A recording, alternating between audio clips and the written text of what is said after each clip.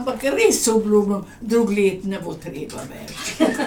Ampak meni so rekli potem, da to že 10 let govorim in da lažem. Tako se je ob spremljanju voščil pošalila gospa bistrega uma, ki se ji ob spominu na dekliška leta nariše nasmeh na obraz. Tam sem bila pri Sokolji, ena vidna osebnost tam, Škofje Loki, ki so me poznali in vse, in seveda brez te levalke ni šlo nikoli nobena stvar. V mladih letih se je ukvarjala z igralstvom, a vojna je življenje postavila na glavo. Je bilo hudo. Ne kovčke pravi, vreče mora biti, vreče. In v tisti vreči sem imela najnujnejše zapakano celo leto, celo vojsko tam je bilo. Kljub zavidljivim letom in poškodbi noge, zaradi katere si pri hoji pomaga s hoduljo, v stanovanju živi sama. Vse imam ti zlate snahe, pa ti otroke tudi, ampak oni pridijo pa grejo.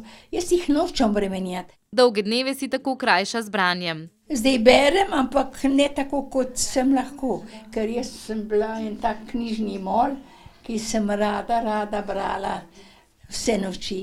Čeprav televizijo spremlja bolj redko, je s političnim dogajanjem seznanjena. Jaz spremljam, ampak kdaj pa da sovražim, a veste, to pa ni več normalno. Včasih je pa kdo bil le pošten še, a ni resno.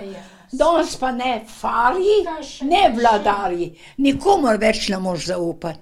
Gospa Valerija zagotovo lahko zaupa svojim sosedam, ki jo vsakodnevno obiščejo in ji polepšajo dan.